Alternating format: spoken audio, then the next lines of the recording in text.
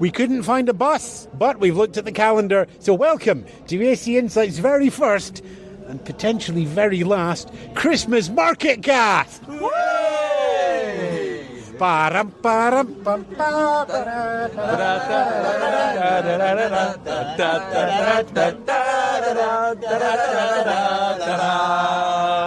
So you may now compare that to the actual prelude by Marc-Antoine Charpentier to work out how much Glühwein we've actually had. Welcome as we preview the Junior Eurovision Song Contest here in the Christmas market at Gliwice with Christmas tree lights and spinning wise men and huge armed ranks of small porcelain-headed dolls trapped inside a perspex shed and frankfurters, and we don't have any fried cheese, do we, Ben?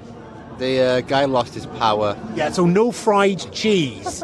So already a little bit of a disappointment, but let's make that up with a preview of the upcoming grand final of the Junior Eurovision Song Contest 2019. Of course, we've had the jury final, so half the marks have already been allocated, which traditionally means that Austria are now in the lead, but we're not going to tell the delegation that because they would be very, very surprised.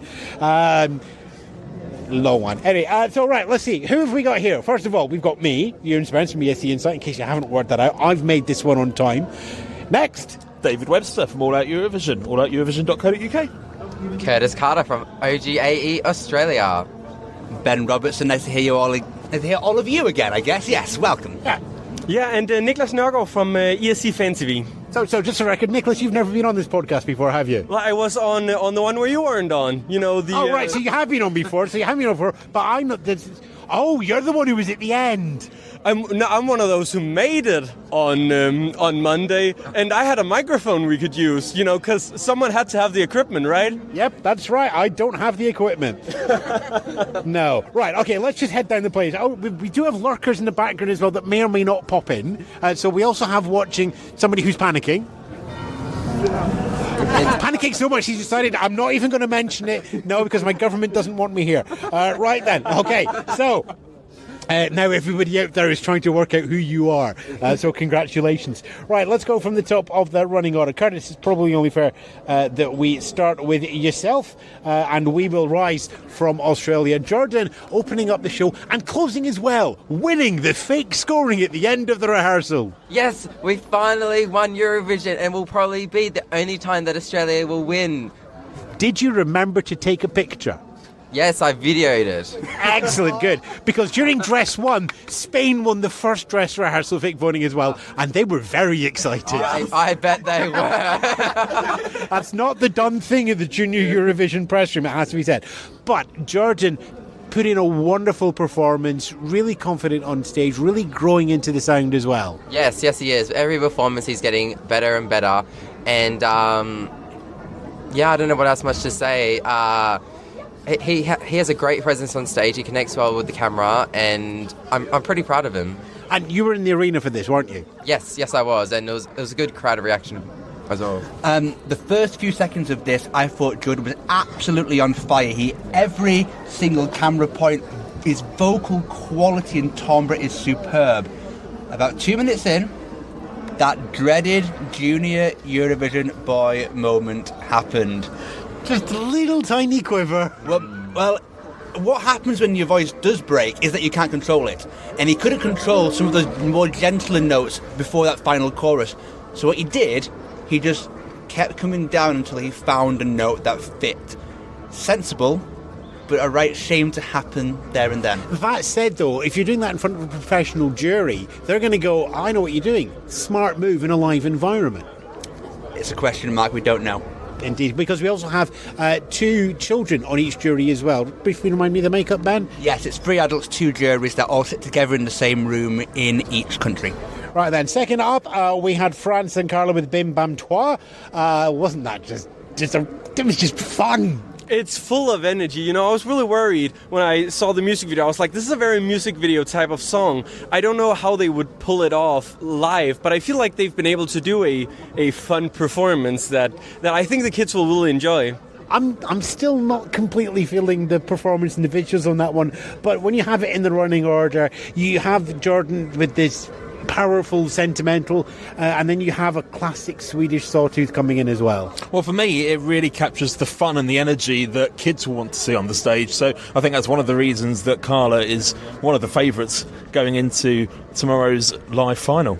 Third up is Russia, our duet for the evening, and again, taking to the stage, being confident. We had an almost full floor in the arena. Some of the side seating was still filled up. I suspect it's going to be actually jam-packed tomorrow night, though. Yeah, I predict it's going to be jam-packed as well. It was pretty packed tonight.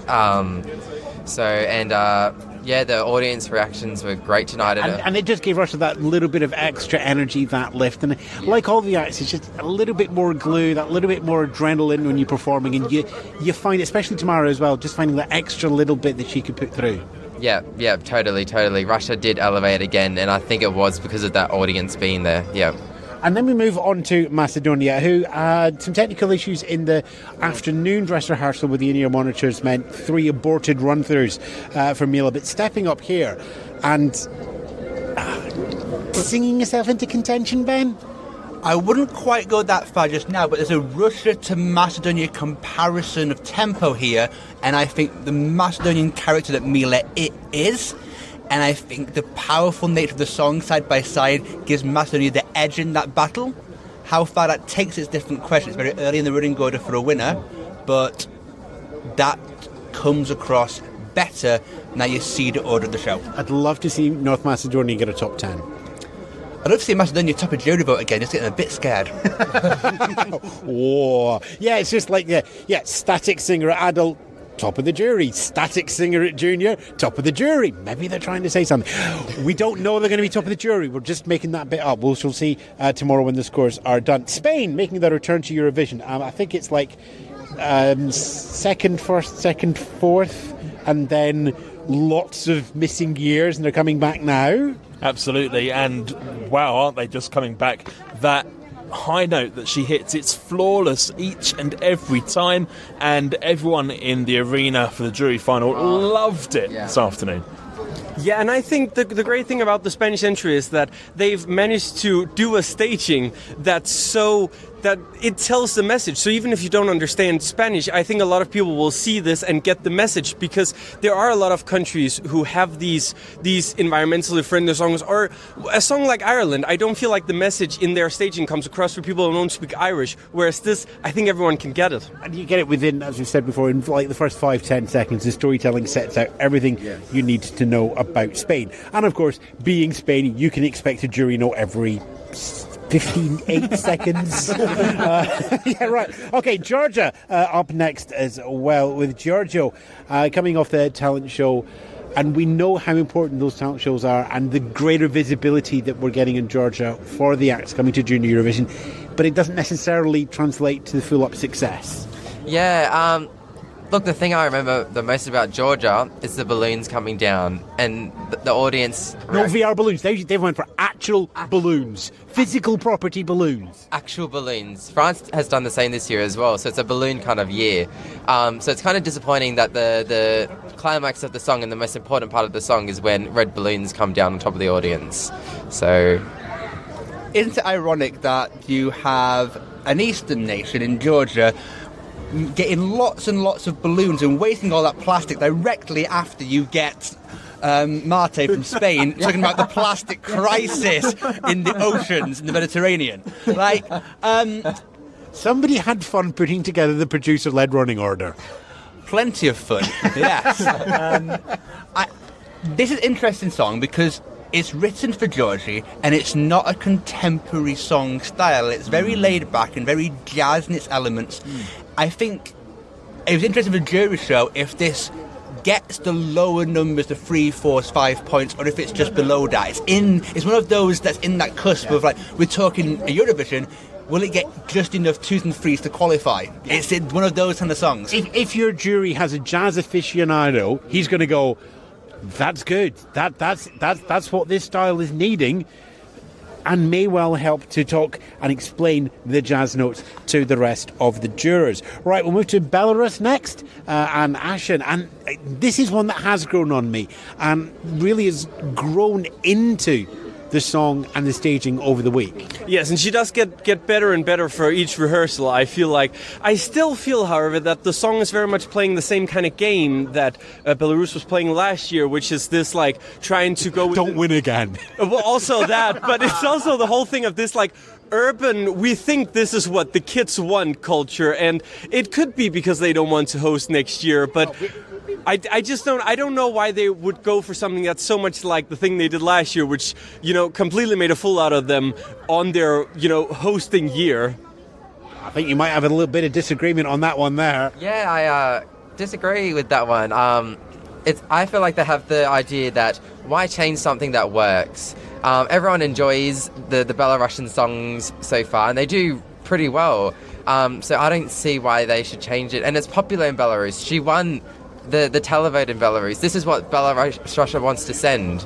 And I love the backdrop as well. I just have to mention I love the anime kind of backdrop. Yeah, the Junior Eurovision, adult Eurovision, you tend to send a song that you want to win. Junior Eurovision, to me, always feels like send a song that the country likes as well. There's very few broadcasters change their native style, I think. And this is what Belarus voted for, and they've got a much stronger record at junior than adult, so maybe that says something about having confidence in your own choices than chasing a GSON number.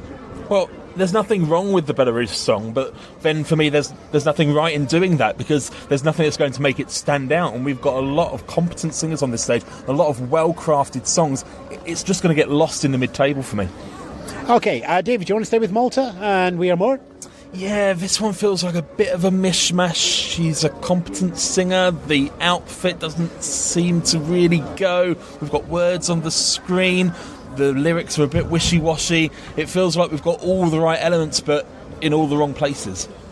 See, I agree, but on the online voting, it works. I don't know what it is, but about that recap... When you say the online voting, you mean like the fan polls that are going on just now? No, the actual online... When you go to vote online and you listen to all the recaps, I feel like the Maltese recap is really, really strong. I don't know what...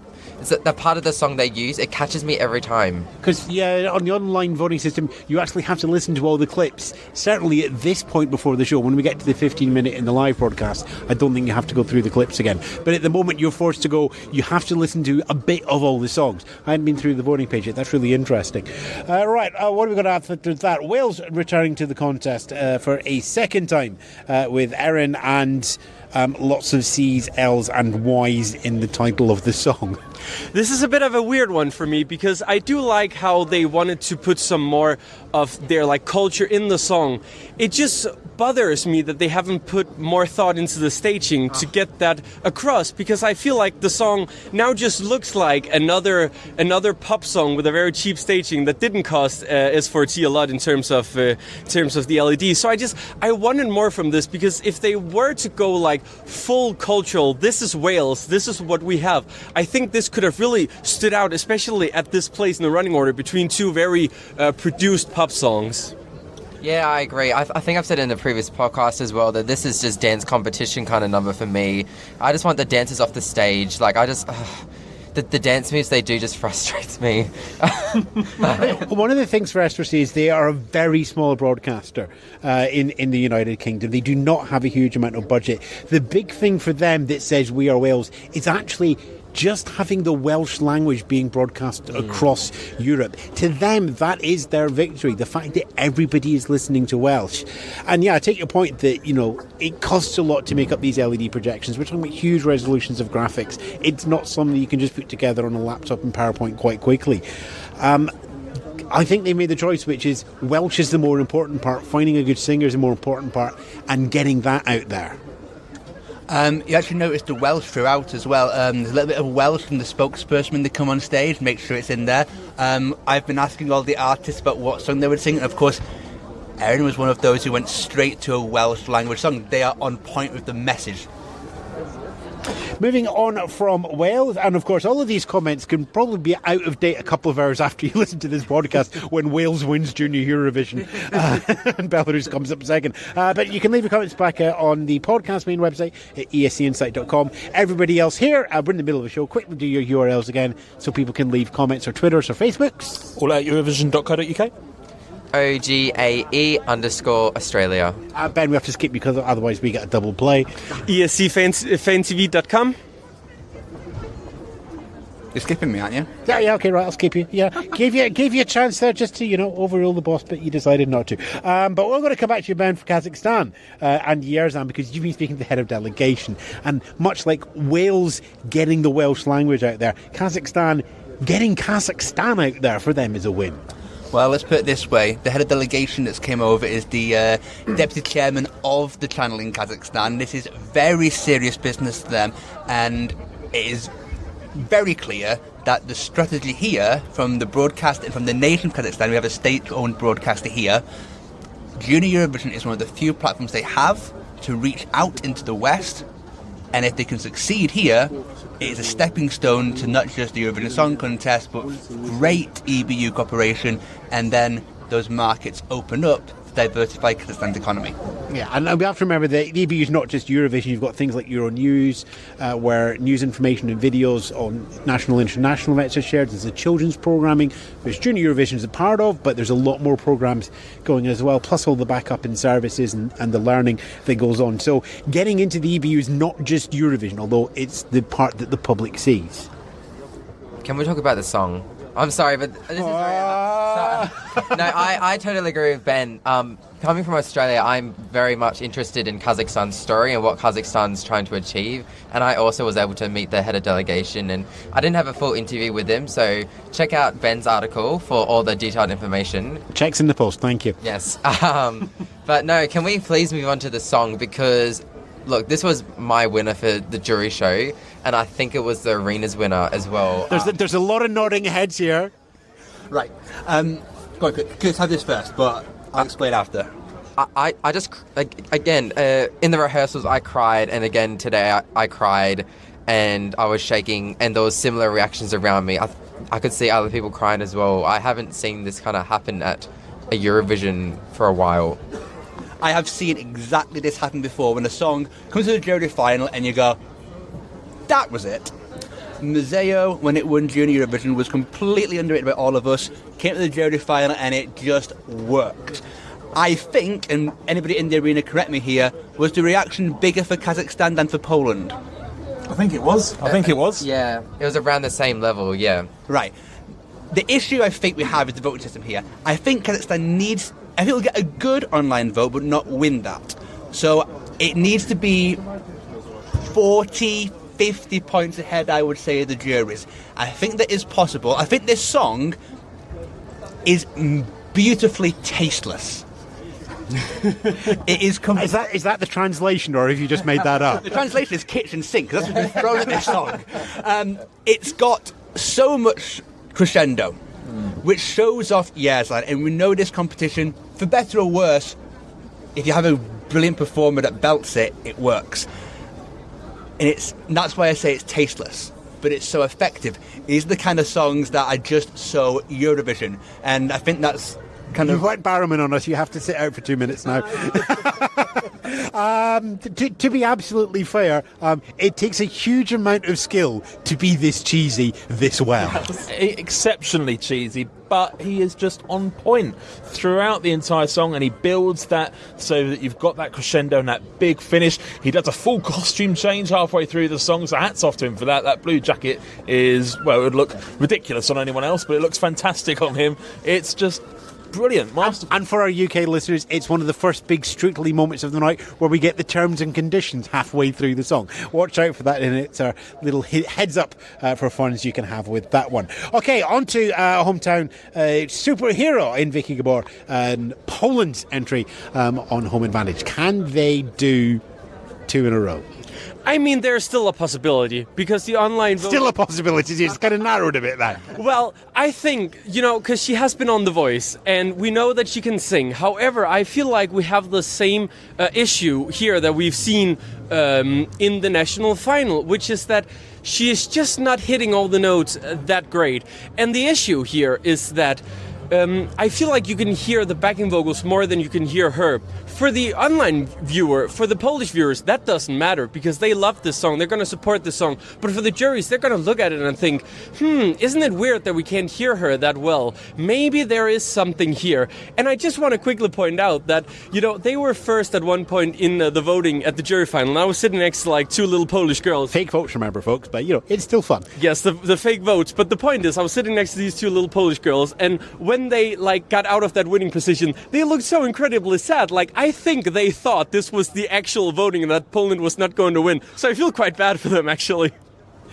Now, we haven't got the UK as a whole in Eurovision, Junior Eurovision, but Vicky spent most of her life living in the UK. She spent years living in Essex, down the road from me, in Leeds as well. So straight away, I'm kind of drawn to the story and wanting her to do well.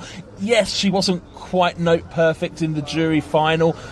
I don't think that necessarily matters. I think the song carries, the story carries, and the enthusiasm carries. And if she performs that well or better in the live show on Sunday, then she's got a really good chance. And she still did have the vocal support of the audience and the crowd as well, which is always worth just a little bit more of emotion. Right, moving on to Ireland and Banshee, and the most theatrical number of the 19. Would that be fair, Kurtis? Yes, very much so. Over theatrical.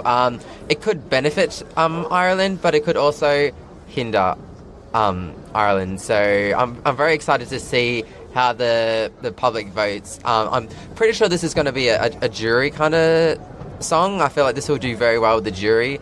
And again, the online voting, it may not favour Ireland because of reasons that we all know. That said, I think this could do stronger televote-wise in the East than previous entries from Ireland. Yeah, also there's the fact that Chichikara has really been out there promoting this song. The previous years, they haven't been that good at promoting their entries. It's just kind of been they've had their national final, that's it. They're really going strong, and Anna's whole team is going very strong, trying to promote, get all the Irish people to vote. And if they can get enough people to vote, I think this could actually help them in the long run, because I think it could do well with the juries. It might not even be a case of they've spent the last years, just trying to understand the game. Get in, do a song and understand rehearsals. Now it's trying to try and understand the sort of promotional strategies that we've been watching other countries do.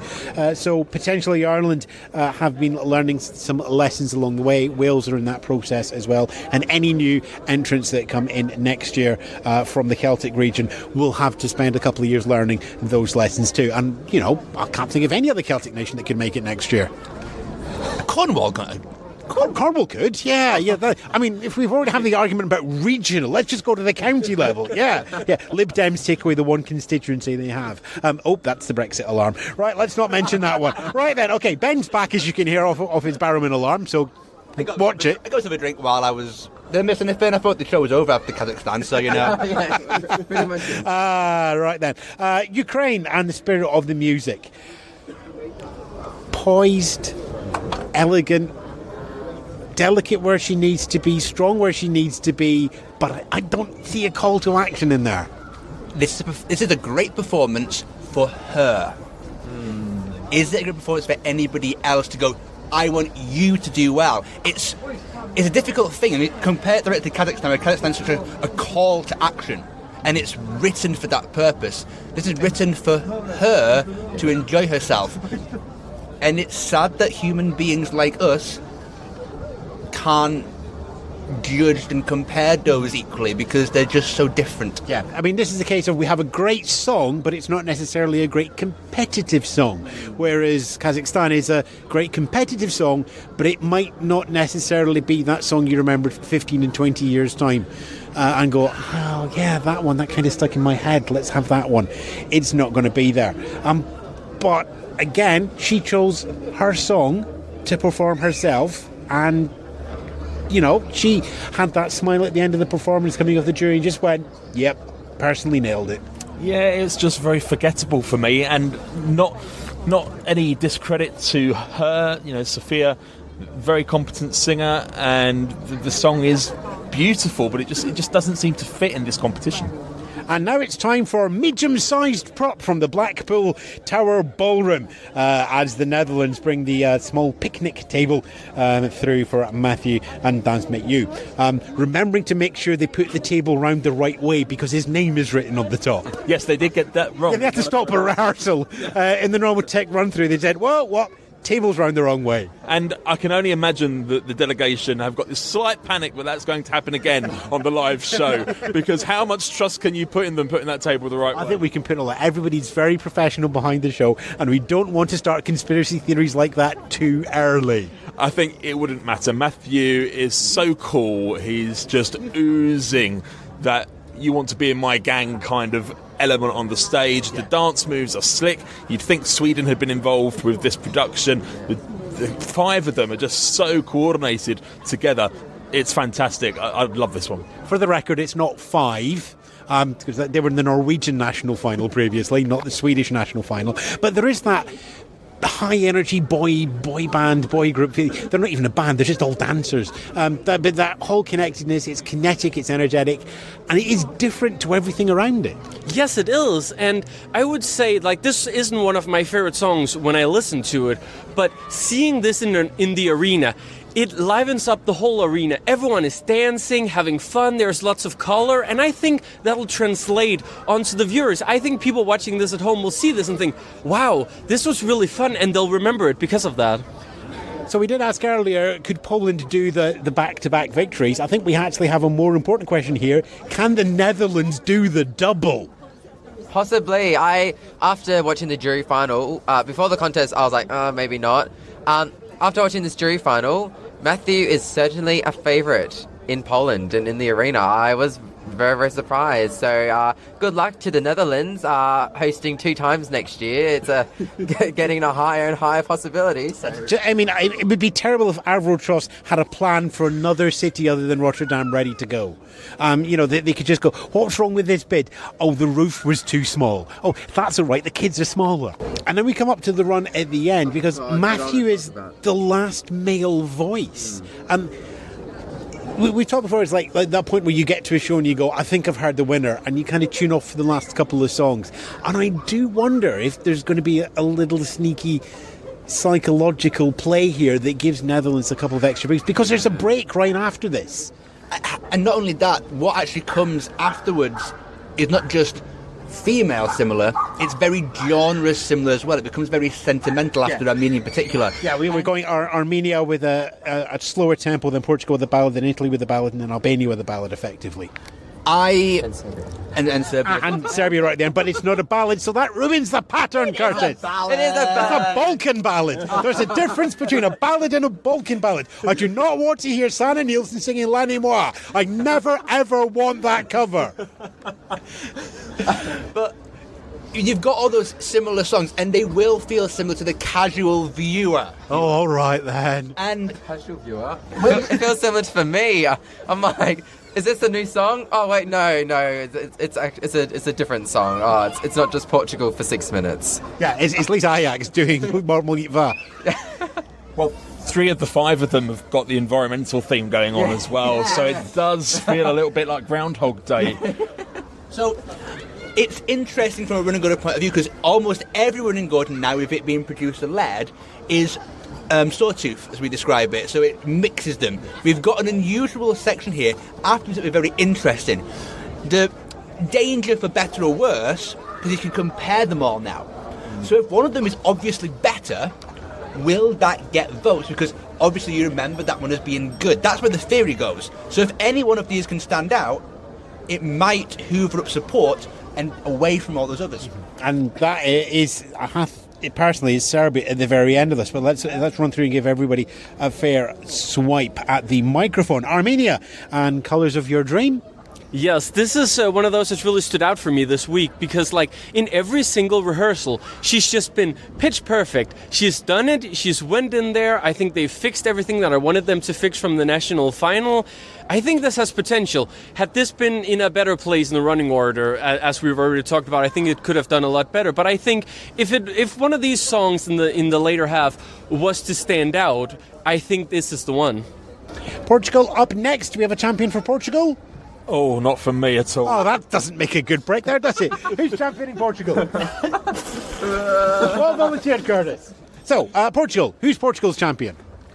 Well, she's improved for me from the music video. She's a lot of, she likes to jump on that stage, lots of colour, and talking about saving the earth. That's about it. And let's remember that this is a story that's very important to her. She was one of the people who didn't switch from her song when I offered any song in the entire world in my little one-question interviews, because we have to remember, if we go back 2 years, there was huge forest fires in Portugal, which actually caused her to have to leave her home. So climate change isn't just a school subject issue for her, it's been a part of her life in quite an horrific way.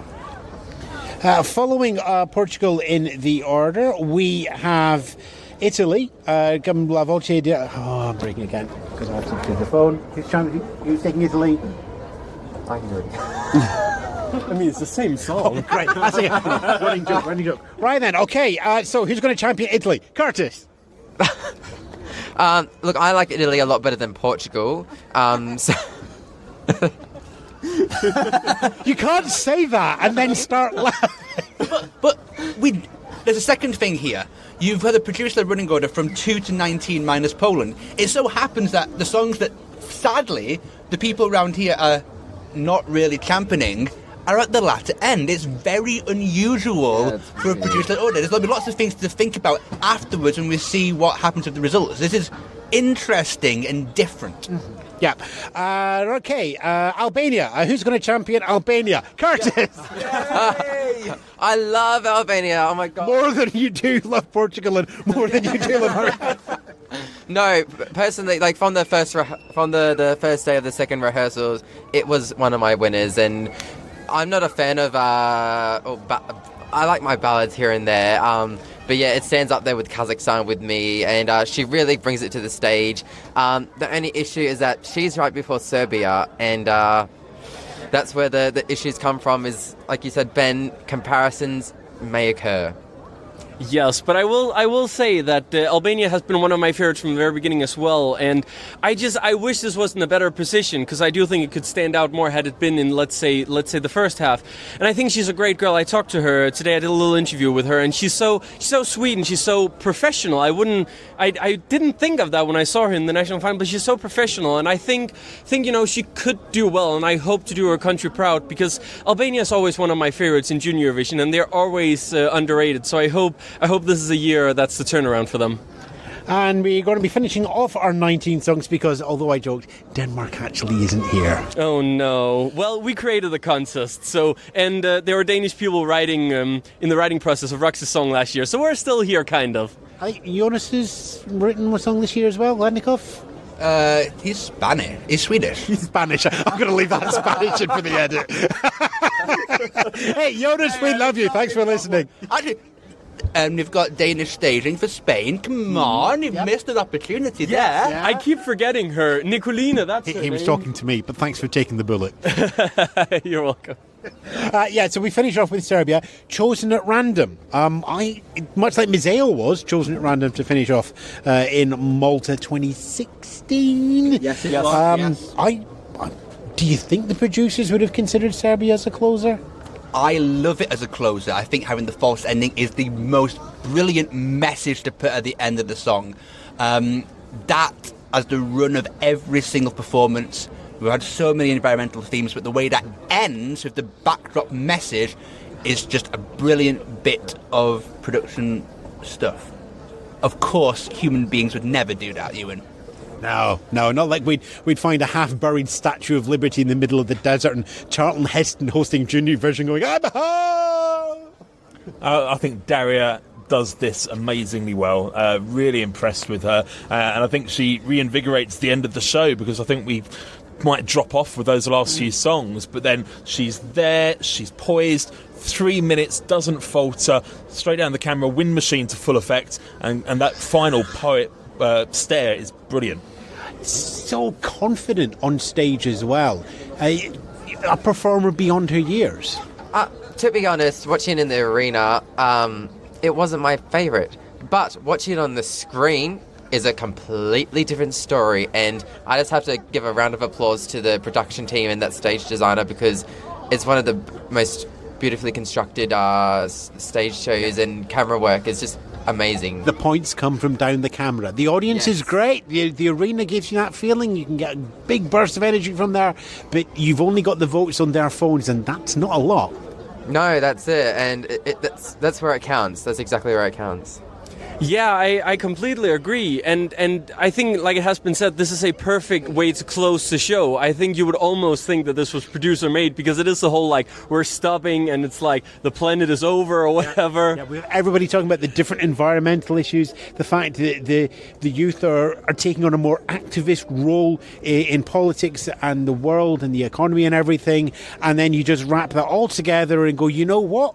It's all sitting here in this little tiny round blue marble, and you know how many of those marbles we've got? One. We don't want to lose it.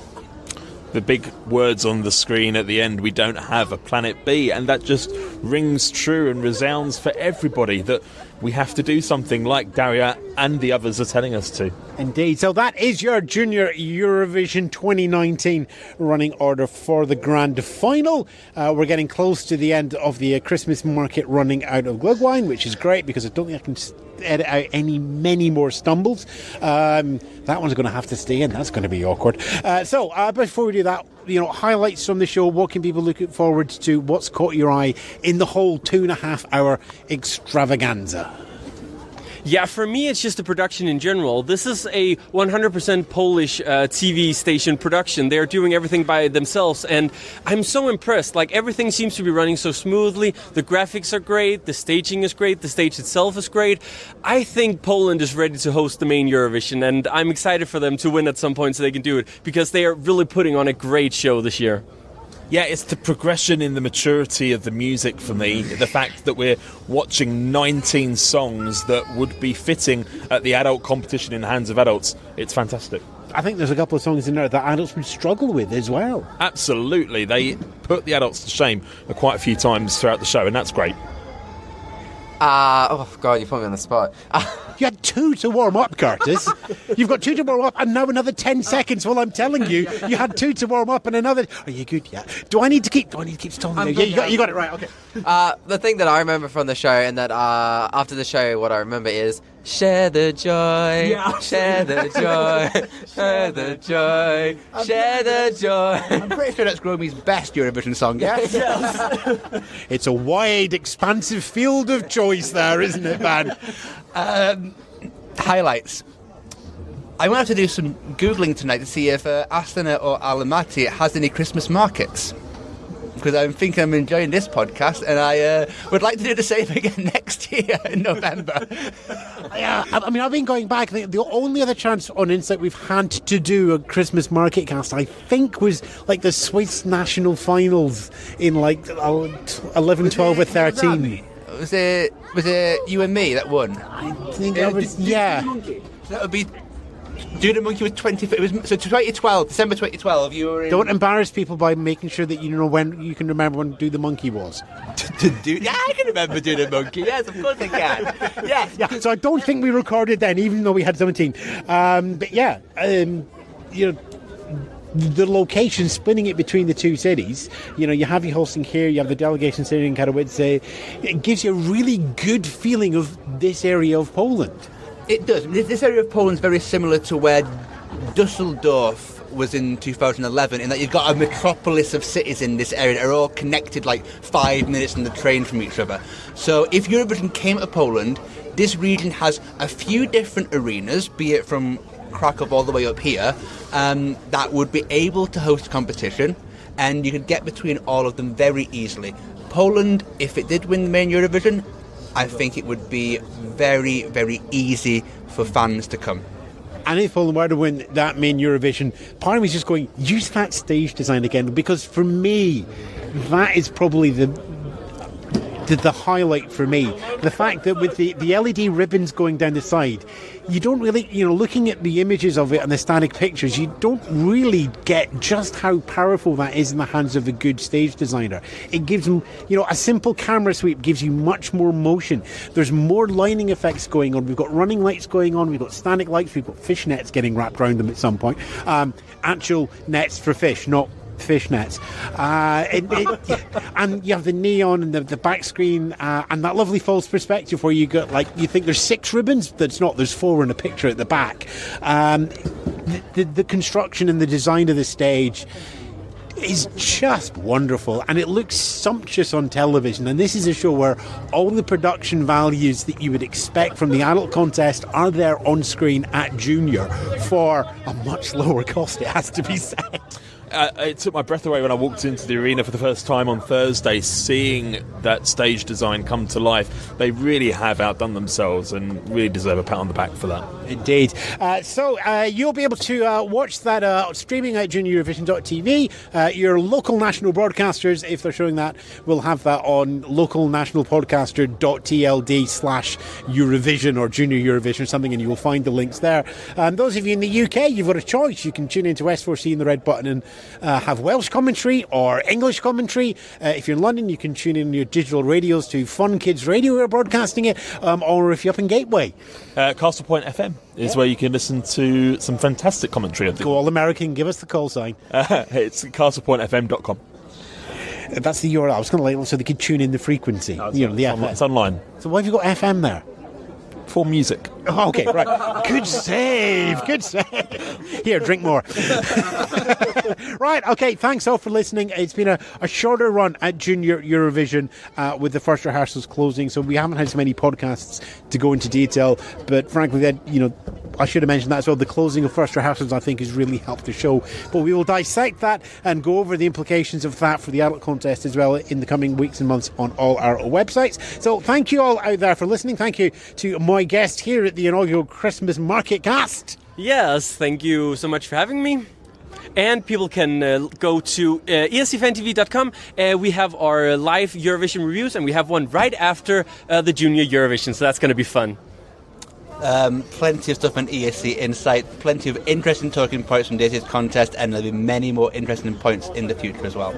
Yes, and make sure to follow OGAE_Australia. Roar! That's Danny when you steal a wheelchair. And yes, I'm Kurtis, and thank you for tuning in. Tuning in, David's going to get me on the tuning in now. You realise that, don't you? All Out Eurovision will have a fantastic highlights package of the week here in Poland. AllOutEurovision.co.uk. Lovely. And I've been using Spence for ESC Insight and everything else around that on Fun Kids and Radio 6 International as well for the radio broadcast. Thank you all out for listening. It's been probably a little bit more ramshackle than the previous podcasts, but we've had calls for so many bus casts in the past. All my words are giving out. Just take us to the end of the show, Kurtis. Guitars.